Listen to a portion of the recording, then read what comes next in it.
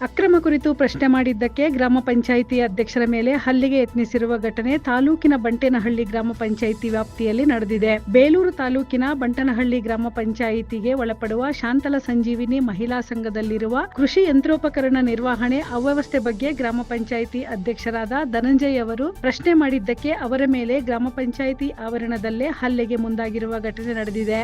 ಗ್ರಾಮೀಣ ಜನರ ಜೀವನ ಮಟ್ಟ ಸುಧಾರಿಸಲು ಹಾಗೂ ಬಡತನ ನಿರ್ಮೂಲನೆ ಮಾಡಿ ಮಹಿಳೆಯರಿಗೆ ಸ್ವಾವಲಂಬನೆ ಜೀವನ ಕಲ್ಪಿಸಲು ಕೇಂದ್ರ ಹಾಗೂ ರಾಜ್ಯ ಸರ್ಕಾರದ ಅಡಿ ಸಂಜೀವಿನಿ ಯೋಜನೆ ಜಾರಿ ಮಾಡಲಾಗಿದೆ. ಆದರೆ ಈ ಯೋಜನೆಯ ಶಾಂತಲ ಸಂಜೀವಿನಿ ಮಹಿಳಾ ಸಂಘದಲ್ಲಿರುವ ಕೃಷಿ ಯಂತ್ರೋಪಕರಣ ನಿರ್ವಹಣೆ ನೋಡಿದರೆ ಇದು ನಿರ್ವಹಣೆ ಮಾಡುವವರ ಅಭಿವೃದ್ಧಿಗಾಗಿ ಇರುವ ಎಂದೆನಿಸುತ್ತದೆ. ಕಳೆದ 4 ದಿನಗಳ ಹಿಂದೆ ಬಂಟೇನಹಳ್ಳಿ ಗ್ರಾಮ ಪಂಚಾಯಿತಿ ವ್ಯಾಪ್ತಿಯಲ್ಲಿ ಸಾಮಾನ್ಯ ಸಭೆಯನ್ನು ಆಯೋಜಿಸಲಾಗಿತ್ತು. ಶಾಂತಲ ಸಂಜೀವಿನಿ ಮಹಿಳಾ ಸಂಘದವರು ಸಹ ಸಭೆಗೆ ಆಗಮಿಸಿ ಪಂಚಾಯಿತಿ ಅಧ್ಯಕ್ಷರನ್ನು ಸೇರಿದಂತೆ ಅದರ ಆಡಳಿತ ಮಂಡಳಿಯ ಸದಸ್ಯರನ್ನು ಸಂಘದ ವಾರ್ಷಿಕ ಸಭೆ ಆಹ್ವಾನ ನೀಡಲು ಬಂದಿದ್ದಾರೆ. ಆದರೆ ಆಹ್ವಾನ ಪತ್ರಿಕೆಯಲ್ಲಿ ಗ್ರಾಮ ಪಂಚಾಯಿತಿ ವ್ಯಾಪ್ತಿಯ ಅಧ್ಯಕ್ಷರು, ಉಪಾಧ್ಯಕ್ಷರು ಸೇರಿದಂತೆ ಪಂಚಾಯಿತಿ ಅಧಿಕಾರಿಗಳ ಹೆಸರು ನಮೂದಾಗದೆ ಇರುವುದನ್ನು ಕಂಡು ಗ್ರಾಮ ಪಂಚಾಯಿತಿ ಅಧ್ಯಕ್ಷರು ಧನಂಜಯ್ ಅವರು ಪ್ರಶ್ನೆ ಮಾಡಿದ್ದಾರೆ. ಕೃಷಿ ಯಂತ್ರೋಪಕರಣ ನಿರ್ವಹಣೆ ಕುರಿತು ಪ್ರಶ್ನೆ ಮಾಡಿದ್ದಕ್ಕೆ ಅದನ್ನೇ ಶಾಂತಲಾ ಸಂಜೀವಿನಿ ಸಂಘದ ಎಂಬಿಕೆ ಸುಧಾ ಗೊತ್ತಿಲ್ಲದೆ ಹಾಗೆ ವಿಡಿಯೋ ಚಿತ್ರೀಕರಣಗೊಳಿಸಿ ಅವರ ಪತ್ನಿ ಮತ್ತು ಮಗನಿಗೆ ಕಳಿಸಿದ ಪರಿಣಾಮ ಕೆಲ ಹೊತ್ತಿಗೆ ಗ್ರಾಮ ಪಂಚಾಯಿತಿ ಆವರಣಕ್ಕೆ ಬಂದ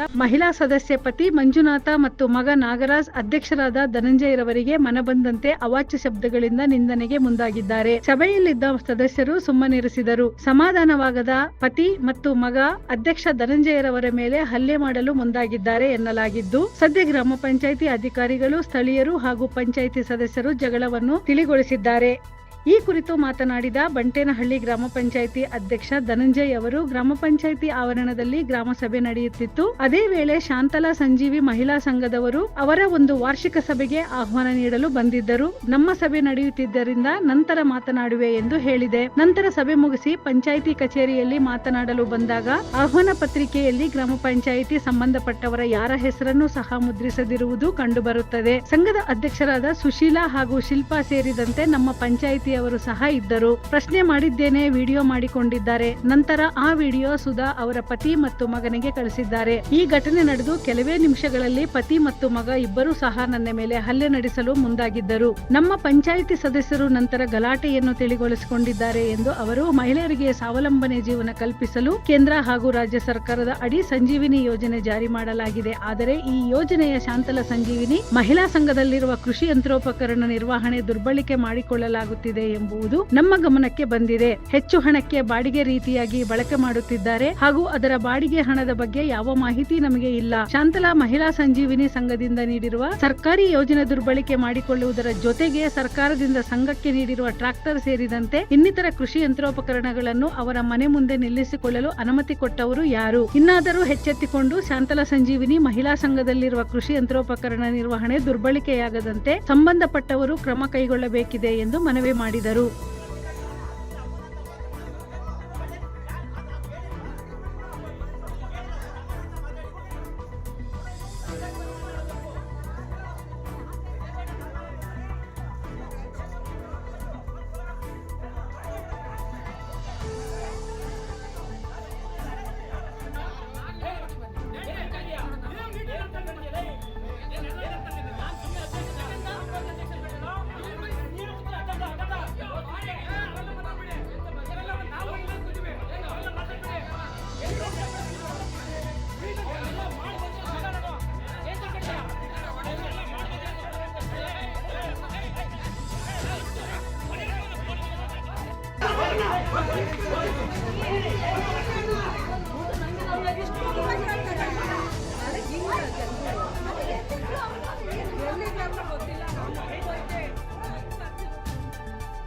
ನಮಸ್ತೆ.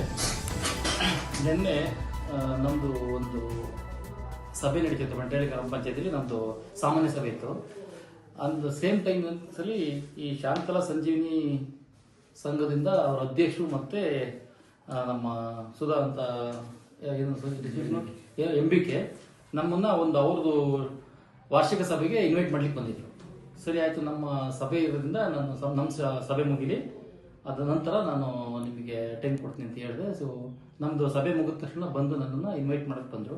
ಸೊ ಆ ಇನ್ವಿಟೇಷನ್ ಕಾರ್ಡಲ್ಲಿ ನನಗೆ ಅದು ಮುಂಚೆ ಸಿಕ್ಕಿರಕ್ಕಂಥ ಇದರಲ್ಲಿ ಬಂಟನಹಳ್ಳಿ ಪಂಚಾಯತಿ ಅಧ್ಯಕ್ಷರು ಇರ್ಬೋದು, ಮತ್ತೆ PDO ಮತ್ತೆ ಉಪಾಧ್ಯಕ್ಷರು ಮತ್ತೆ ಸದಸ್ಯರುಗಳು ಎಲ್ಲರನ್ನೂ ಕೂಡ ಹೆಸರು ಹಾಕಿ ಇನ್ವೈಟ್ ಮಾಡಬೇಕು ಅಂತ ಇತ್ತು. ಬಟ್ ಅವ್ರು ತಂದಿರೋಂಥ ಪ್ರತಿನಲ್ಲಿ ಯಾವುದೇ ರೀತಿಯಾದ ಬಂಟನಹಳ್ಳಿ ಪಂಚಾಯತಿ ಸಂಬಂಧಪಟ್ಟಿದ್ದು ಯಾರೊಬ್ಬರನ್ನು ಕೂಡ ಇನ್ವೈಟ್ ಮಾಡಲಿಕ್ಕೆ ಅಲ್ಲಿ ನೇಮ್ ಇರಲಿಲ್ಲ. ಅದನ್ನ ನಾನು ಕ್ವಶನ್ ಮಾಡ್ತಾ ಇದ್ದೆ. ಆ ಕ್ವಶನ್ ಮಾಡೋಂಥ ಟೈಮಲ್ಲಿ ಅದೇ ಸಂಘದ ಅಧ್ಯಕ್ಷರು ಶಕುಂತಲಾ ಅವರು ಇದ್ರು, ಸುಶೀಲಮ್ಮ ಅವರು ಇದ್ರು, ಮತ್ತೆ ಇನ್ನೊಬ್ರು NCRP ಶಿಲ್ಪಾ ಅವರು ಕೂಡ ಇದ್ರು, ಮತ್ತೆ ನಮ್ಮ ಸದಸ್ಯರುಗಳು ಕೂಡ ಜೊತೆಲೇ ಇದ್ರು. ಆ ಟೈಮ್ ನಲ್ಲಿ ಜೊತೆಲೇ ಕುತ್ಕೊಂಡು ನನ್ನ ಕೇಳ್ತಿರೋದನ್ನ ಒಳಗೆ ವಿಡಿಯೋ ಮಾಡ್ಕೊಂತಿದ್ದಾರೆ. ಅದನ್ನ ನಾನು ಕೂಡ ಅಬ್ಸರ್ವ್ ಮಾಡಲಿಲ್ಲ. ಅದೇ ಸಂಘದ ಅಧ್ಯಕ್ಷರು ಶಕುಂತಲಾ ಅವರು ಅಬ್ಸರ್ವ್ ಮಾಡಿ ಕೇಳಿದ್ರು, ನೋಡಿದ್ರು. ಸುಶೀಲಮ್ಮ ಅವರು ಕೇಳಿದ್ರು, ಯಾಕಪ್ಪ ನೀನು ವಿಡಿಯೋ ಮಾಡ್ಕೊಂತಿದ್ದೀನಿ ಅಂತ ಕೇಳಿದ್ರು. ಅದಕ್ಕೆ ನಾವು ವಿಡಿಯೋ ಎಲ್ಲ ಮಾಡ್ಕೋಬಾರ್ದು ಅಂತ ಹೇಳಿದ್ರು. ಅದಾದ ನೆಕ್ಸ್ಟ್ ಇದನ್ನ ಕ್ವಶನ್ ಮಾಡೋತ್ತಿಗೆ ಅವ್ರಿಲ್ಲ ಸರ್, ನಮಗೆ ಪಂಚಾಯತಿಯಿಂದ ನಮ್ಮ ಇದರಿಂದ ತಾಲೂಕ್ ಪಂಚಾಯತ್ ಇದೇ ಬಂದಿರೋದು ನಮ್ಗೆ ಹೇಳ್ತಿದ್ರು. ಆಯ್ತು, ಓಕೆ, ನನಗೆ ನಮ್ಮ ಪಂಚಾಯತಿ ಸಂಬಂಧಪಟ್ಟಂತ ಹೆಸರುಗಳನ್ನ ಮಾತ್ರ ಹಾಕಿದ್ರೆ ನಾನು ನಿಮಗೆ ಪಂಚಾಯತಿ ನಿಮ್ಮ ವಾರ್ಷಿಕ ಸಭೆಗೆ ಬರ್ಬಹುದು. ಇಲ್ಲ ಅಂತಂದ್ರೆ ಏನಿದೆ ನನಗೆ ಬಂದಿರೋ ಪ್ರತಿನೇ ತಂದು ಕೊಟ್ರೆ ನಾವು ಬರ್ತೀವಿ ಖಂಡಿತ, ಮತ್ತೆ ನಿಮಗೆ ಪರ್ಮಿಷನ್ ಕೊಡ್ತೀವಿ ನಮ್ಮ ಇದರಲ್ಲಿ ಮೇಲ್ಗಡೆ ಅಂತ ಹೇಳಿದ್ರು. ಅದಾದ ನಂತರ ಅವ್ರ ಕಾರ್ಯವೈಖರಿಗಳ ಬಗ್ಗೆ ಕೆಲವೊಂದು ನಮಗೆ ಅಧ್ಯಕ್ಷರು ನಮಗೆ ಹೇಳಿದ್ರು, ಸರ್ ಈ ತರ ಇದೆ, ಒಂದು ಸರ್ಕಾರದ ಪ್ರಾಪರ್ಟಿಗಳನ್ನೆಲ್ಲ ಇವ್ರ ಮನೆಯಲ್ಲಿ ನಿಲ್ಸ್ಕೊಂಡಿದ್ದಾರೆ ಅಂತ ಕೇಳಿದ್ರು.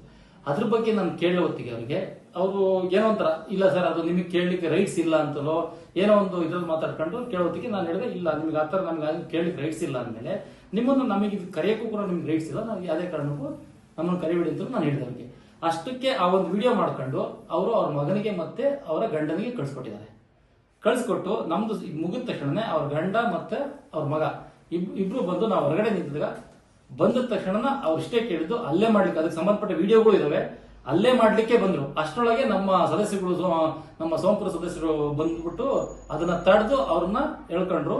ಅಷ್ಟು ಇದ್ ನಡೀತು ನಮ್ಮ ಇದರಲ್ಲಿ ಪಂಚಾಯತಿ ಸಮ್ಮುಖದಲ್ಲಿ ನಡೆದಿರತಕ್ಕಂಥ ಘಟನೆ.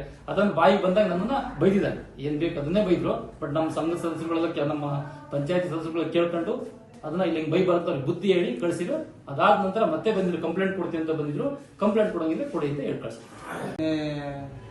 ನಮ್ಮ ಅಧ್ಯಕ್ಷತೆಯಲ್ಲಿ ಒಂದು ವಿಶೇಷ ಗ್ರಾಮ ಸಭೆನ ಕರೆದಿದ್ವಿ.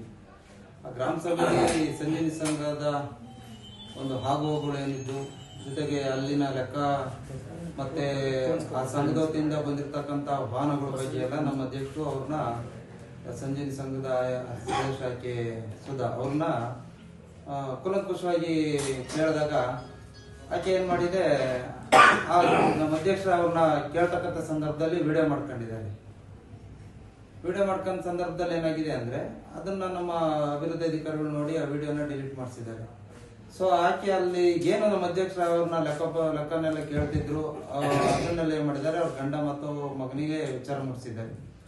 ವಿಚಾರ ಮುಟ್ಟಿಸಿ ಸುಮಾರು ಒಂದು 4:30 ಆಗಿದ್ದು, 4:30. ಆ ಸಂದರ್ಭದಲ್ಲಿ ಅವ್ರ ಯಜಮಾನರು ಅವ್ರ ಮಗ ಬಂದು ನಮ್ಮ ಆಫೀಸ್ನ ಹೊರಭಾಗದಲ್ಲಿ ನಿಂತು ಅಧ್ಯಕ್ಷರ ಮೇಲೆ ಕೂಗಾಡ್ತಿದ್ರು. ಆ ಸಂದರ್ಭದಲ್ಲಿ ಯಾಕೆ ಕೂಗಾಡ್ತಿದ್ದಾರೆ ಅಂತ ನಾವೇನ್ ಮಾಡಿದ್ವಿ, ಅಲ್ಲಿಗೆ ಹೋದ್ವಿ. ಮೊದಲು ನಾವು ಹೋದ್ವಿ, ಸ್ವಲ್ಪ ಬಿಡಿಸೋ ಪ್ರಯತ್ನ ಮಾಡಿದ್ವಿ. ಆತ ನಮ್ಮ ಅಧ್ಯಕ್ಷರಿಗೆ ತುಂಬಾ ಅವ್ಯಾಚಕ ಶಬ್ದಗಳಿಂದ ನಾವು ನೋಡಿದ್ವಿ. ನಮಗೂ ಸ್ವಲ್ಪ ಕೋಪ ಬಂತು. ಇನ್ನು ನಮ್ಮ ಆವರಣದಲ್ಲಿ ಇವೆಲ್ಲ ನಡಿಬಾರ್ದು ಅಂತ ಹೇಳಿ ಅದನ್ನ ಸಮಾಧಾನ ಮಾಡಿ ಅಪ್ಪ ಮಗನ ಕಳ್ತಕ್ಕಂಥ ಪ್ರಯತ್ನ ಮಾಡ್ತಿದ್ವಿ. ಅವ್ರು ಏಕೆ ನಮ್ಮ ಅಧ್ಯಕ್ಷನ ಅಟ್ಯಾಕ್ ಮಾಡಕ್ಕೆ ಪ್ರಯತ್ನ ಪಟ್ಟರು. ಆ ಸಂದರ್ಭದಲ್ಲಿ ನಾವೇನ್ ಮಾಡಿದ್ವಿ, ಅವ್ರನ್ನ ಆ ಕಡೆ ತಳ್ಳಿ ಸಣ್ಣ ಪುಟ್ಟ ಕೈ ಮಿಲಾಯಿಸಿದ್ದಾಯಿತು.